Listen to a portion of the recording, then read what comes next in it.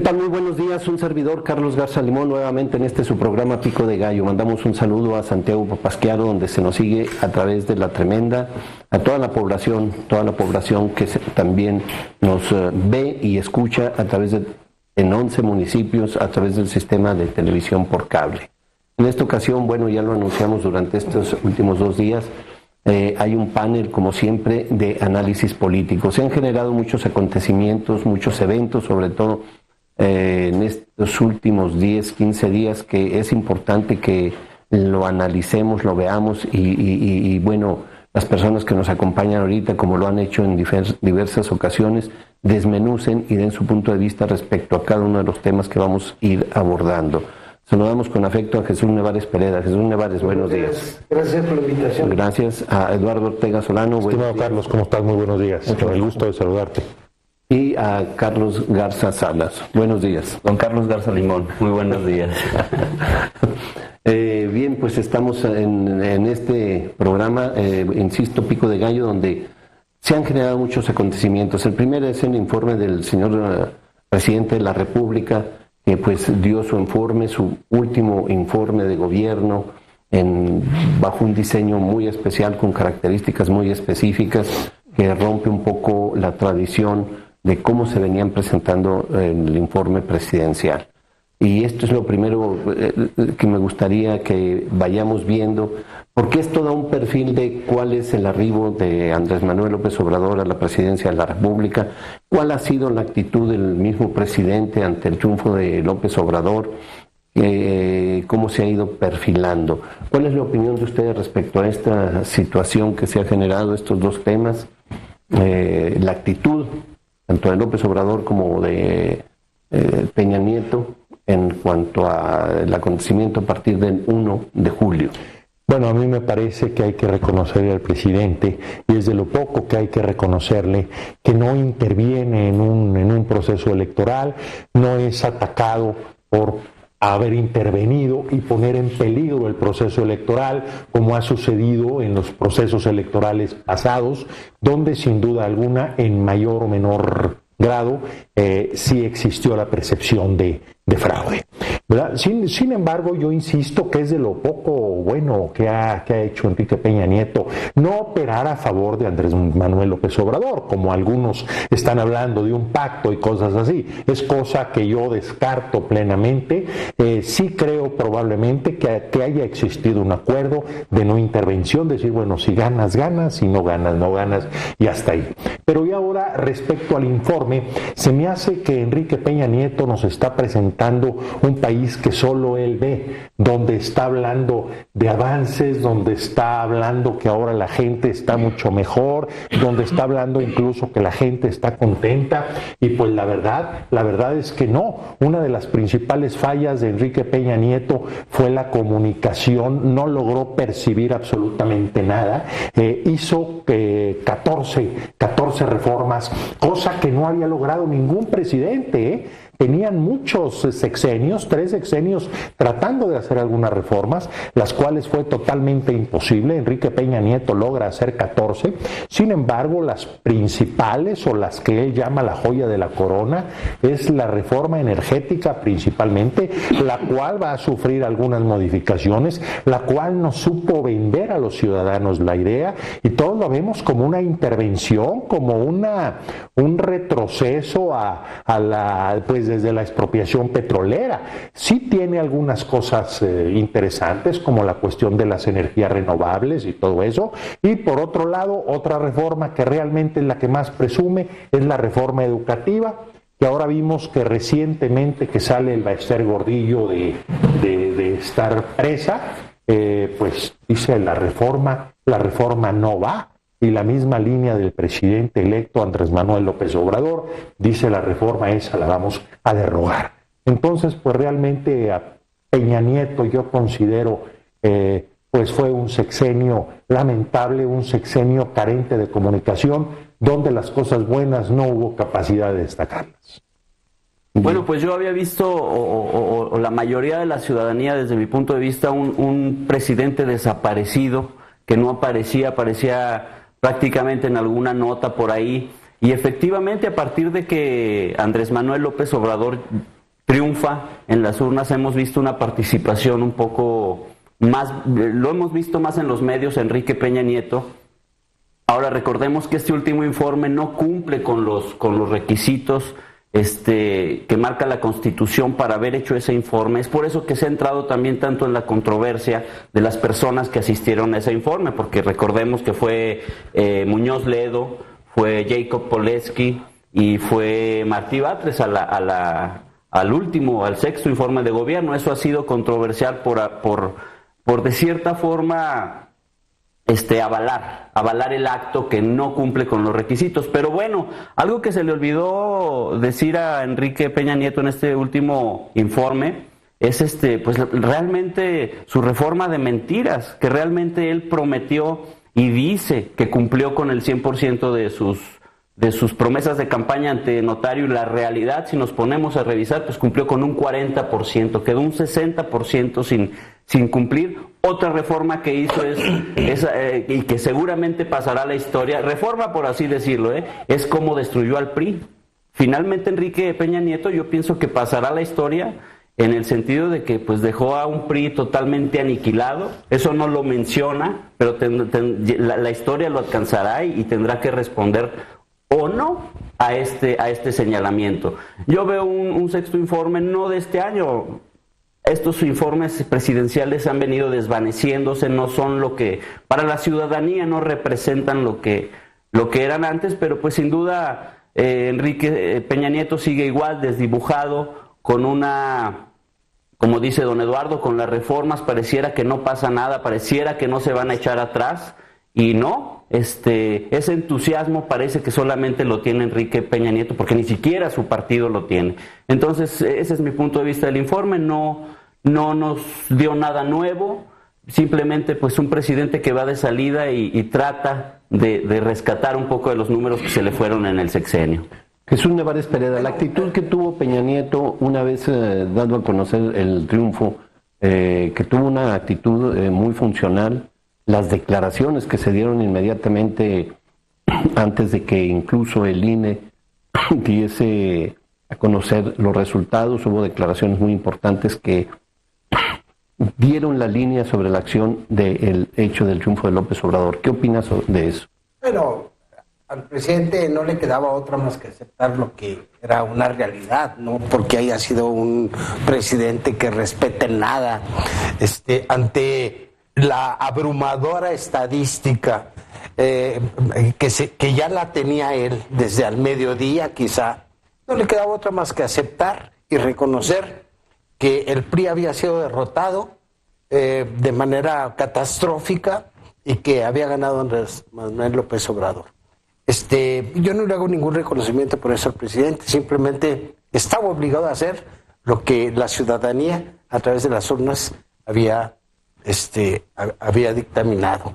¿Y la relación posterior que se da esta situación entre Andrés Manuel y Peña Nieto? Mira, yo creo que Andrés Manuel, igual que los presidentes de las bancadas del Senado y de la Diputación Federal, están en un proceso de cierta transición. No, más que estar avalando, yo diría que están jugándole a una urbanidad política.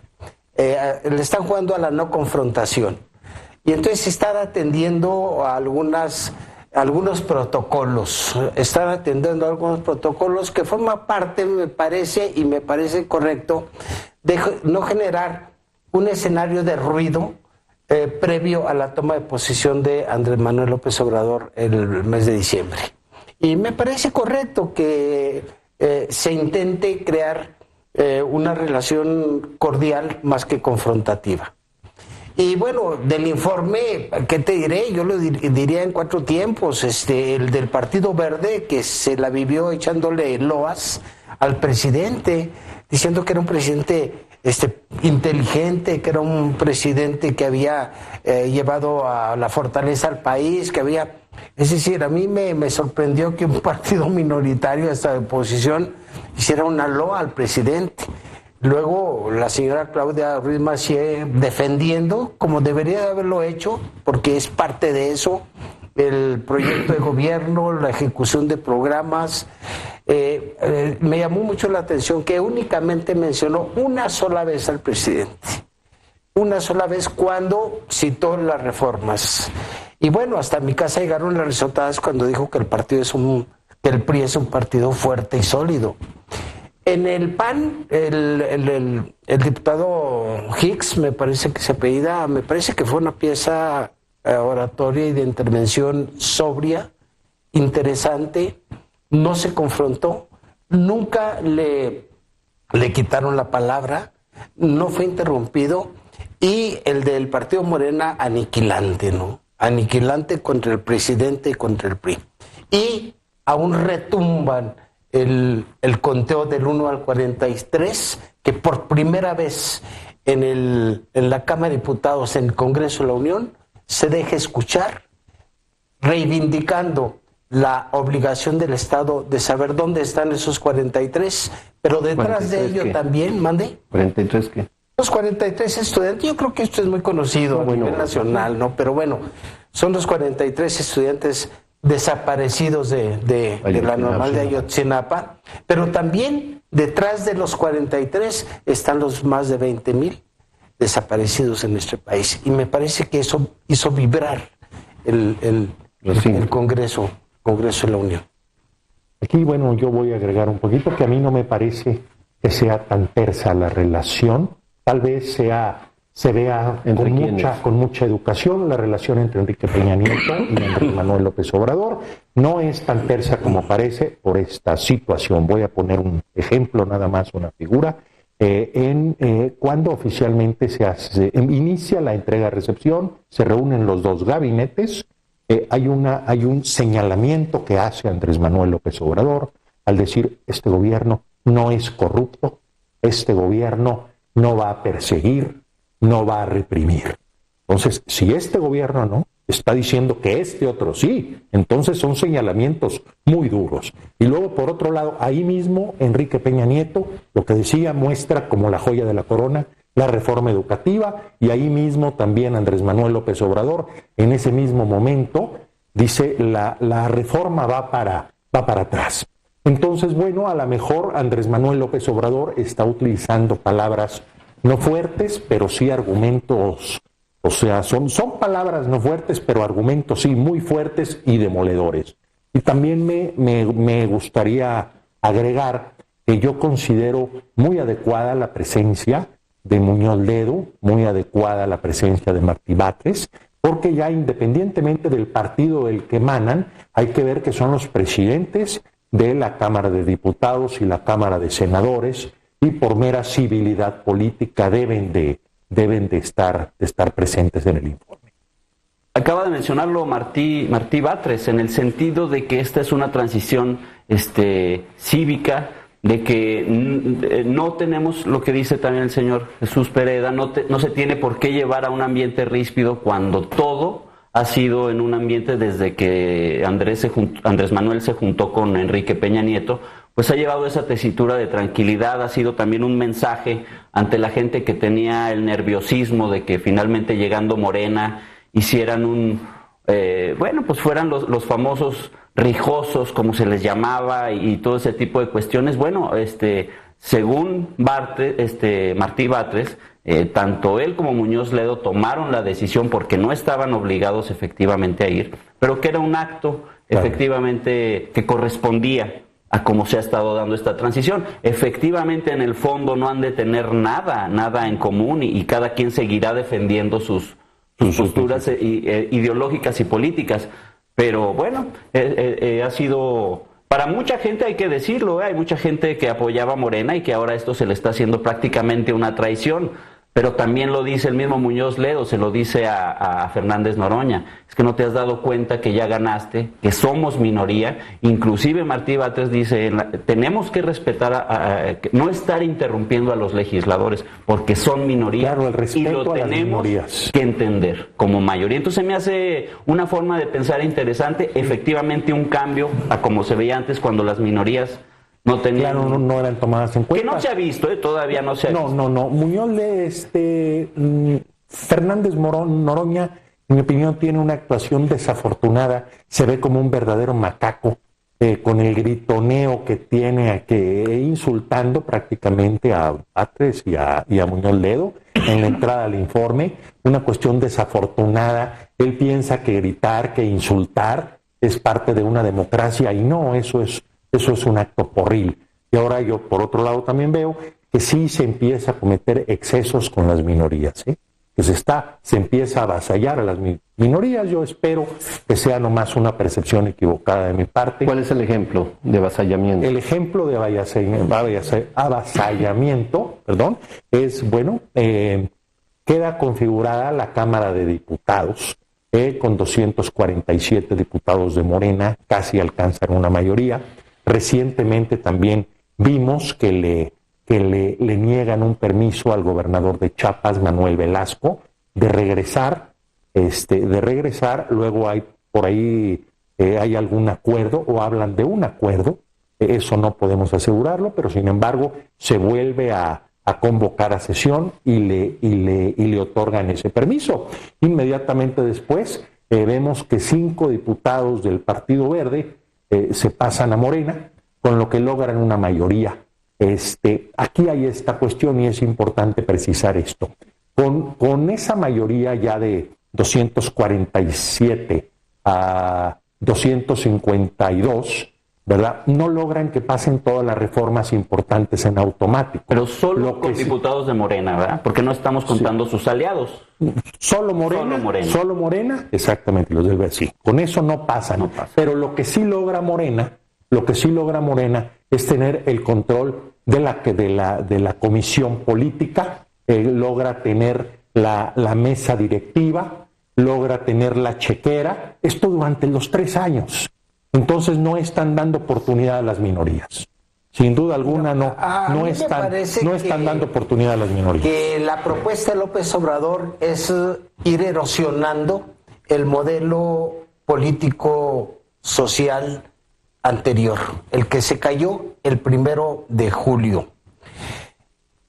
El que tenga la mayoría, él estuvo convocando, López Obrador, durante la campaña, que votaran por los diputados de Morena. Los estuvo convocando, la ciudadanía aceptó la convocatoria, llevó a los diputados de Morena a hacer mayoría en la Cámara de Diputados, Cámara de Senadores, que se fortalece con otras personas que están, con otros diputados senadores que están entrando y que van a entrar.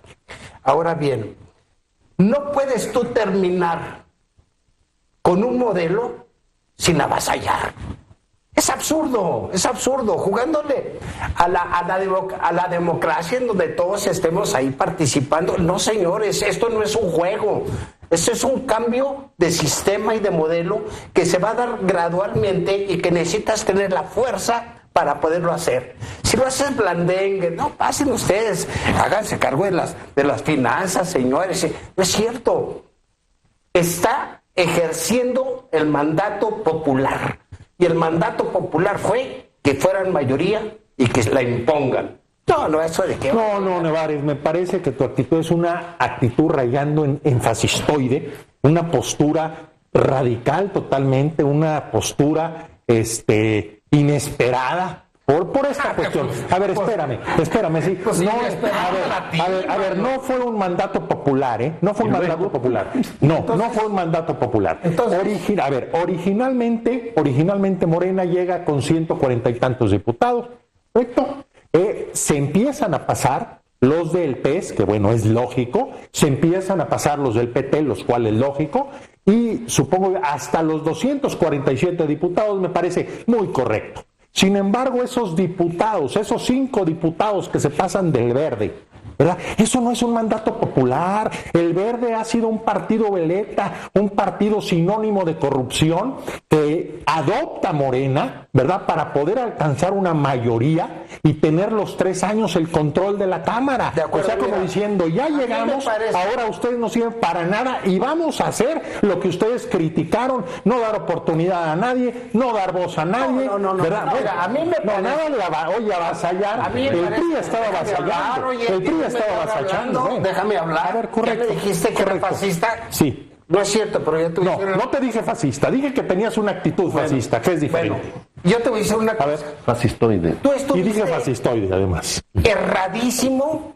antes del proceso electoral. Todo lo que dijiste no fue cierto. Y ahorita confirmas tu ignorancia. Ajá. Te voy a decir por qué es un mandato popular. El mandato popular expresado en las urnas, que fue abrumante, quizás no te hayas dado cuenta de eso, le da la autorización a el partido Morena para hacer negociaciones políticas. Esa es la autorización popular. Y la negociación política que recibió con el apoyo de los ciudadanos en las urnas debe de ser para fortalecerse, no para debilitarse. Si el Partido Verde ha sido un partido veleta, igual que el PT, igual que los demás partidos, bueno, ese es otro tema. No es otro tema. No es otro tema. No, si quieres vamos a hablar de la historia de los partidos. No están haciendo lo que se criticó. No es tema. Para nada. No es tema, pero están haciendo lo que se criticó. O sea, no se puede decir como nos pisaron, no estoy brincándome de uno a otro. No. A ver, tú estás hablando que el PT no quiero hablar de la historia de los partidos. Quiero hablar de una cosa que se percibe como una como una situación que se percibe como una situación oscura, ¿verdad? Donde a ver, espérame, para mí y para la percepción de muchísima gente, para editorialistas, no de mi gente, porque mucha gente de Morena, de los que no le atinaron mucha gente, a ver, espérame tantito, yo no le atiné al decir que era posible que el fraude electoral nuevamente no le atinaste. Es lo que yo dije. Bronco, no le atinaste lo de Margarita,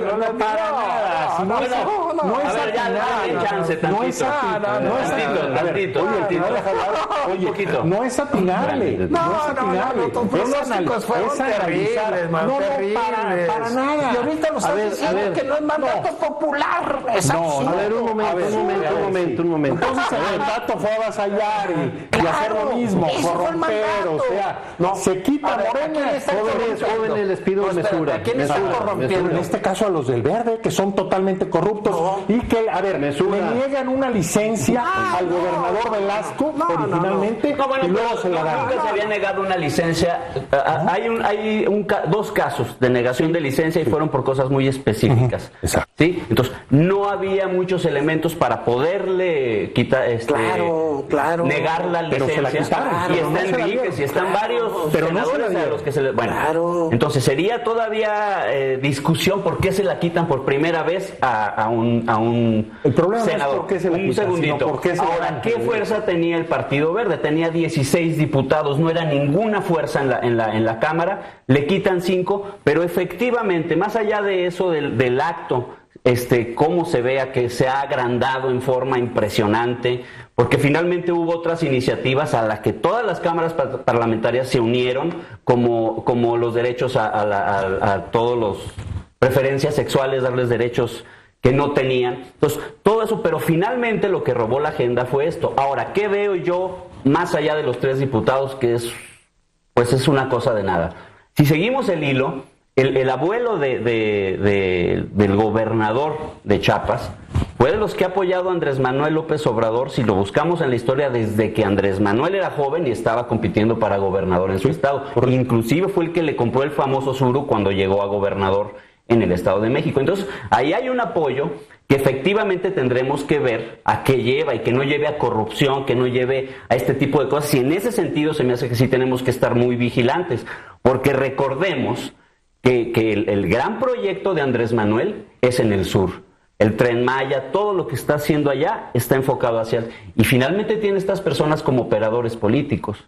Hay que ver cómo se lleva ese manejo y por qué finalmente le está dando este apoyo, que sí es de resaltar. ¿Por qué a esta persona en especial? Que yo efectivamente siento que sí se le está dando. Pero más allá de eso, yo pienso que Morena va a seguir arrastrando, y de todos los partidos, Falta el PRI, falta el PAN, faltan todos en adherirse y seguramente alcanzará la mayoría absoluta, si no es que la calificada. Sí, claro, es correcto, es correcto. Sin embargo, claro, no, es correcto. Sin embargo, y no vas a estar pensando que son corruptos. No, aquí la interrogante es por qué primero le niegan y posteriormente con una negociación le dan la licencia. A ver, la gente responde. A ver, espérame, pues hoy estás preguntando. No. La gente aplaudió el que la licencia se le haya negado. Dijeron, caray, entonces sí es un cambio verdadero. La gente ya no quiere esto. No, oye, a ver, es que... Déjate responder. A ver, espérame. Porque no sabes. No, es que no conoces el antecedente. Aquí el gobernador o senador o lo que quieras que sea Velasco viola la Constitución, modifica la Constitución en un día tipo la película. Sí, ¿estás de acuerdo en la violación de la Constitución? Y me dices que no sé. Tú dijiste, sí, estoy de acuerdo. No dijiste,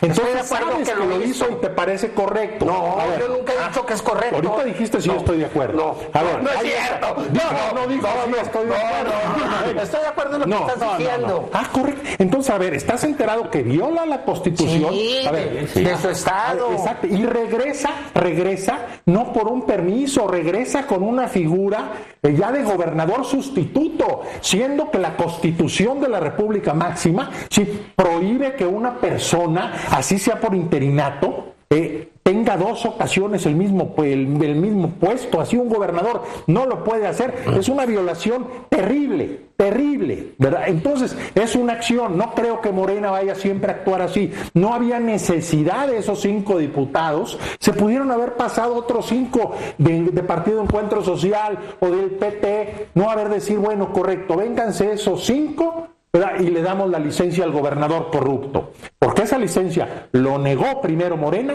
que hizo muy bien. Tienes otra media hora para dejarme hablar. No, pues es que argumenta, Nevares. Da tus argumentos. Mira, a mí me parece que este señor no sabe nada sabe. Bueno, empieza a descalificar. No, digo que no sabes. Es una descalificación. ¿Qué fue lo que pasó? Que estaba constitucionalmente mal dictaminado el no darle permiso.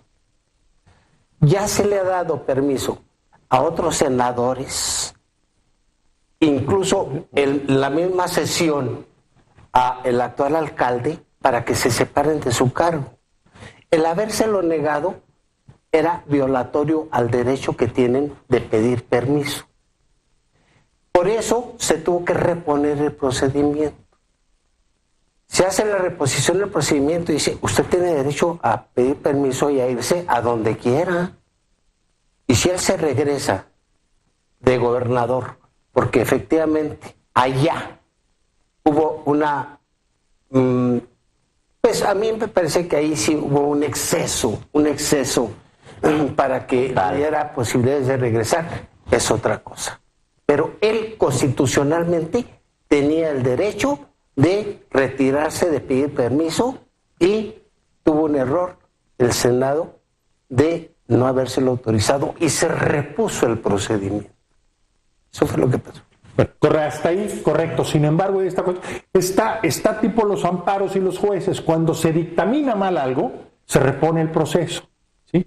Pero lo juzga diferente persona. No los mismos que dijeron no, ahora de repente sí, sin explicarlo. Nomás, oye, en un principio dijimos que no, pero fíjate que nos equivocamos y ahora siempre sí. Y casualmente esos 5 diputados llegan a esa bancada. Bueno, es bien. Tú sabes que en política no existen las posibilidades. Vamos a ver ya el estado de Quintana Roo, pues. Vamos a continuar. Para terminar, diría también cuál va a ser la función de los que se adhieran a Morena, porque ahí va realmente el ojo de la ciudadanía. Si lo hacen para aprobar gasolinazos, si lo hacen para interrumpir investigaciones de Odebrecht y todo ese tipo de cosas, pues efectivamente estamos cayendo en una mala acción. Pero aquí no han tomado ninguna decisión que el pueblo esté viendo como algo que nos están volviendo a hacer lo mismo, por así decirlo.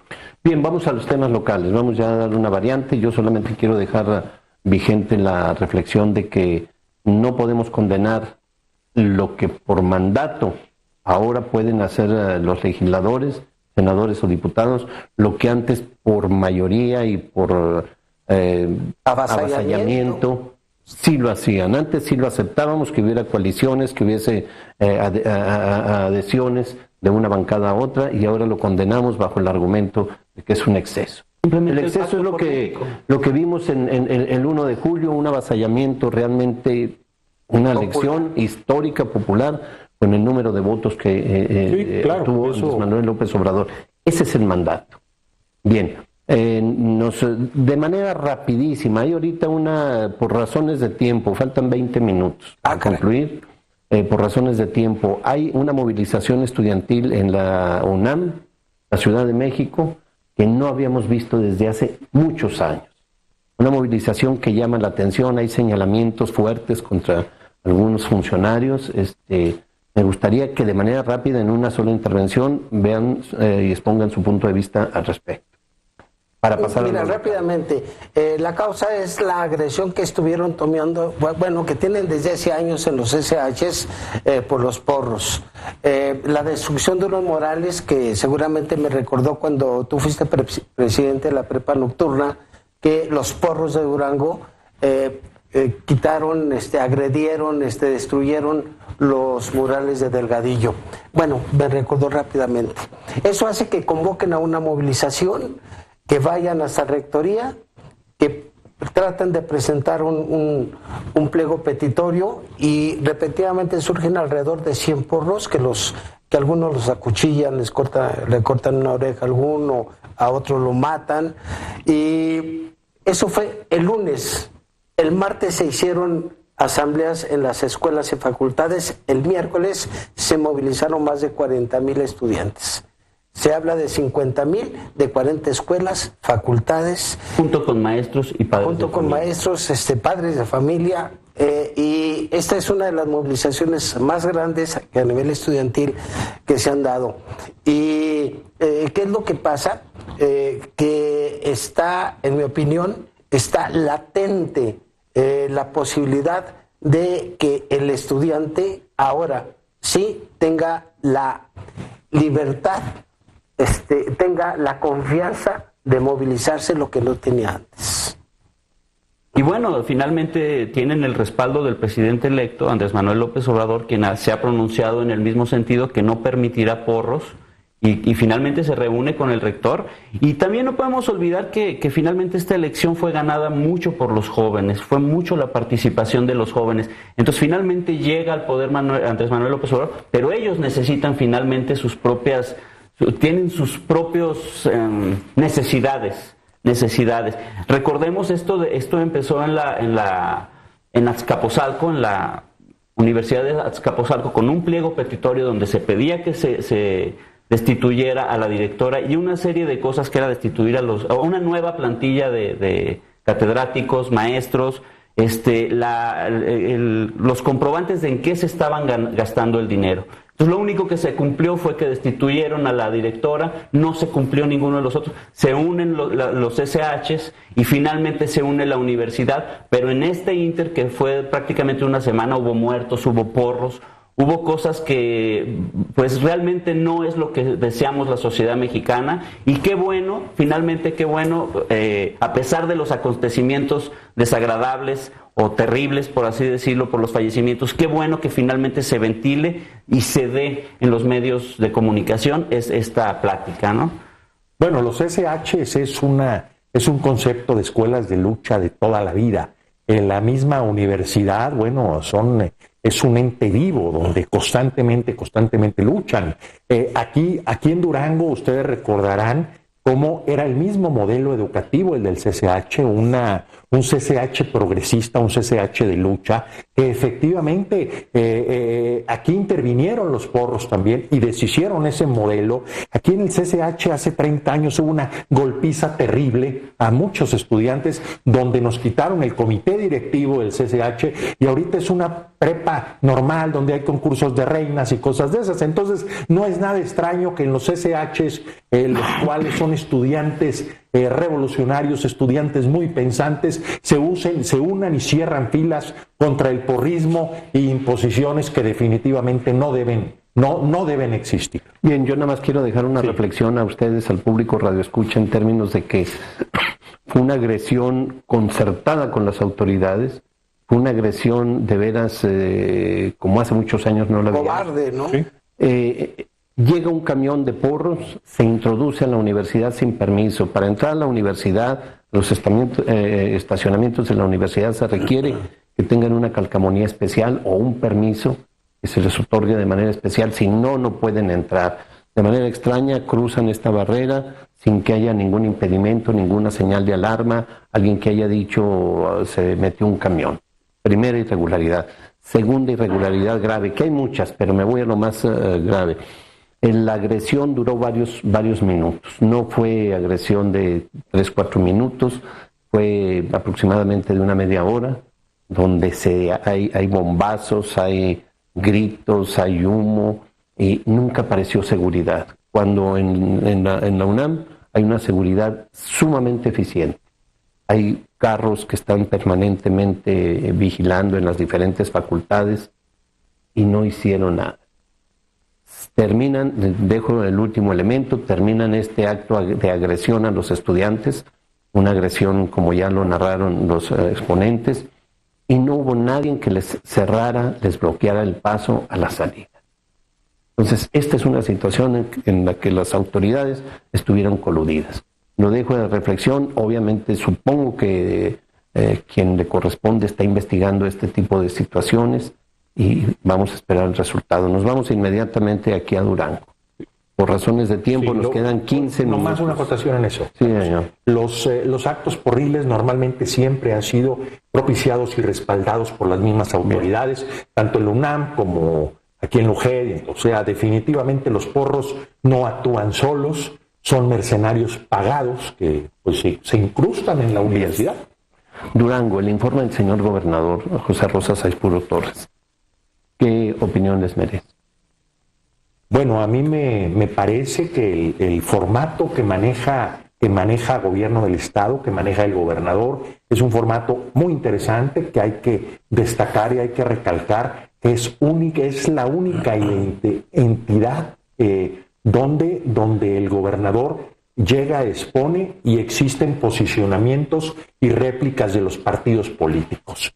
Un tipo de debate. Aquí, bueno, donde a mí me parece que el posicionamiento del Partido Acción Nacional en la voz de Carlos Maturino, coordinador de los diputados panistas, estuvo bien, pero le faltó contundencia, le faltó realmente potenciar las acciones, lo que han estado haciendo.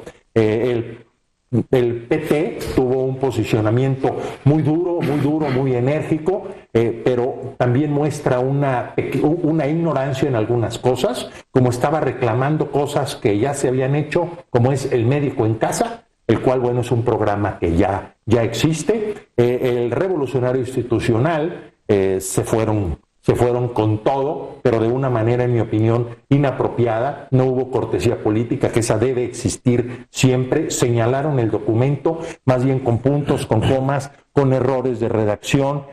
No les dieron nada. O sea, falta sin duda mucho por hacer. El gobierno tiene 2 años para hacer las cosas, para consolidarse, ¿verdad? Pero tiene 4 años. Pero en 2 años se hace la consolidación y luego ya es la salida. A eso me refería. Y bueno, pues es un formato diferente. Es un Navarro. Sí, yo coincido con Lalo en que el formato permite a que el gobernador ya no sea solamente su exposición, sino someterla a juicio de los partidos políticos y a que se confronten posiciones e ideas. Yo creo que más allá del formato, que es correcto, el inicio de esta legislatura es un tanto visceral.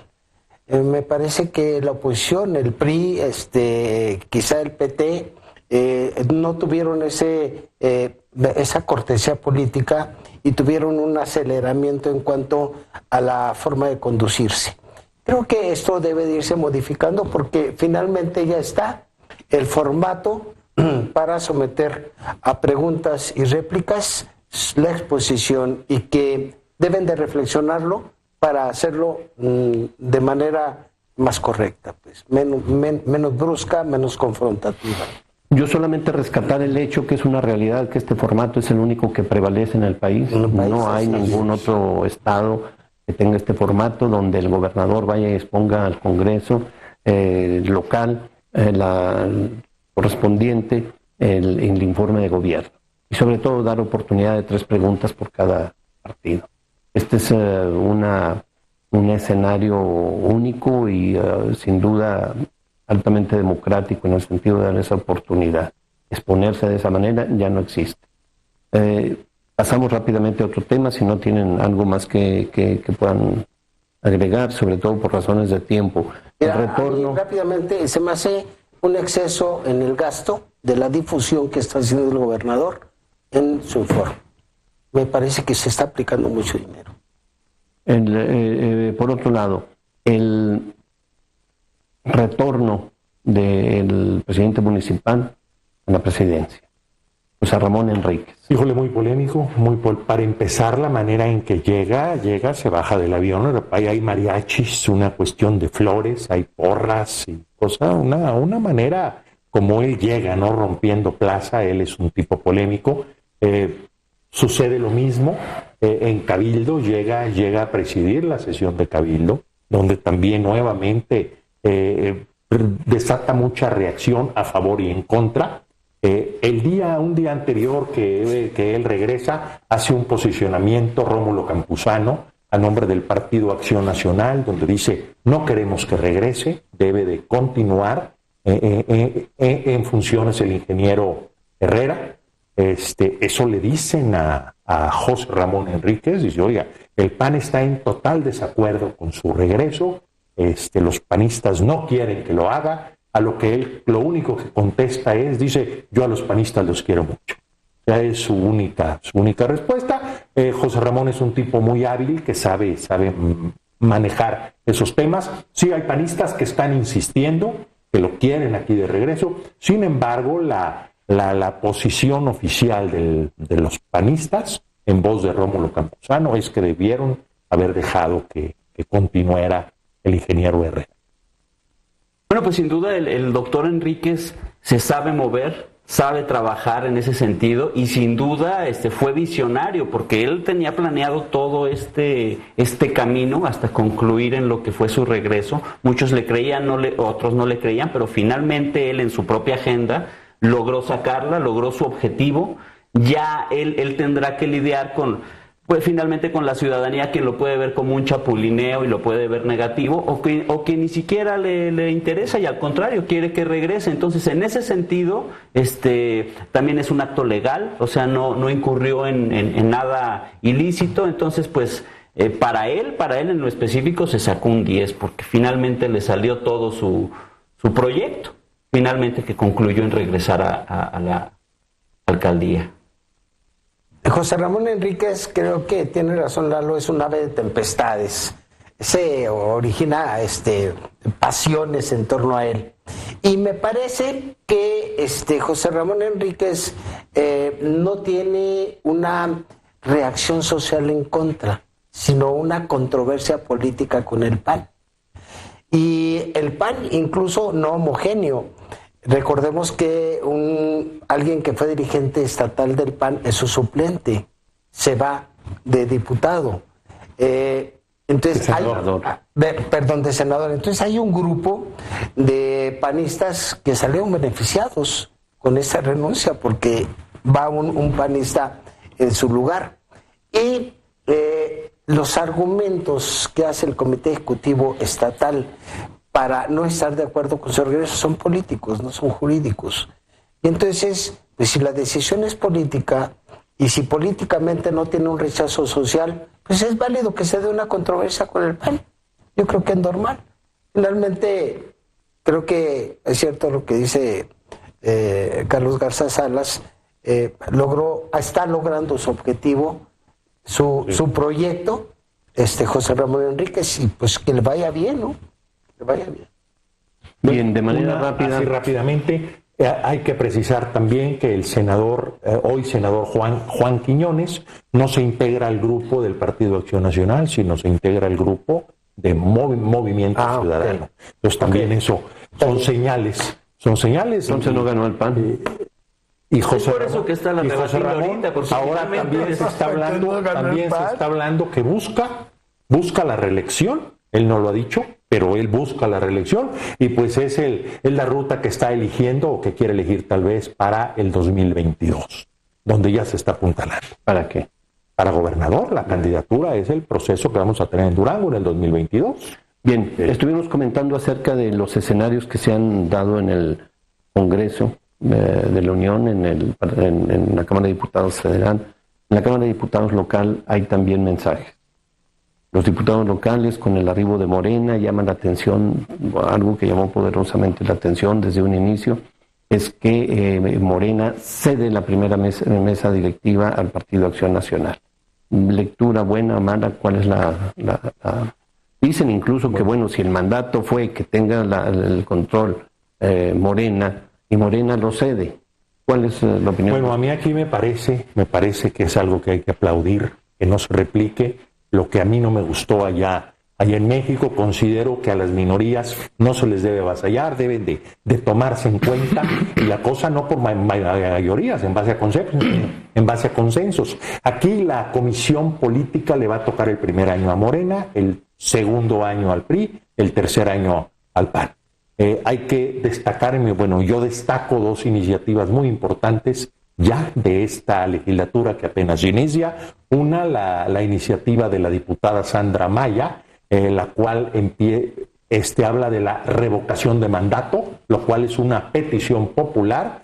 Y por otro lado, el diputado Antonio Ochoa del PAN retoma también la iniciativa que él propuso en la legislatura pasada, que es la eliminación del fuero constitucional, el cual definitivamente da durangueños de primera, de segunda, de tercera, algo que ya no debe pasar.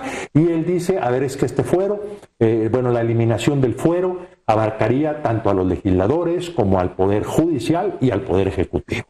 Nadie tendría fuero en Durango. Me parece un buen inicio. A mí me parece que, de acuerdo a las características de Durango, es una cortesía política que hay que aplaudirle a Morena, el que vaya cediendo, no cede el poder, no cede nada, cede la presidencia de la mesa directiva. Yo creo que en donde se debe tener el pulso es precisamente en el tipo de iniciativas que van a mandar. Y si en esas iniciativas incluso el Partido de Acción Nacional está haciendo planteamientos de avanzada, me parece que es una legislatura que tiene mucha perspectiva para satisfacer muchas de las exigencias sociales. Ojalá que así sea. Yo creo que la perspectiva es buena. De manera rápida, ya para concluir, nos quedan 2 minutos. ¿Qué personas ven ustedes? Obviamente ya estamos en el proceso electoral de la renovación de las alcaldías, las presidencias municipales. ¿Qué candidatos ven ustedes por el PRI, Morena, PT y PAN la próxima? Yo creo que por el PRI no hay quien pueda, sino quien quiera. Aquí el principal inconveniente del revolucionario institucional es que no tienen dinero. Bien. Y ellos están acostumbrados a hacer las cosas en base a dinero.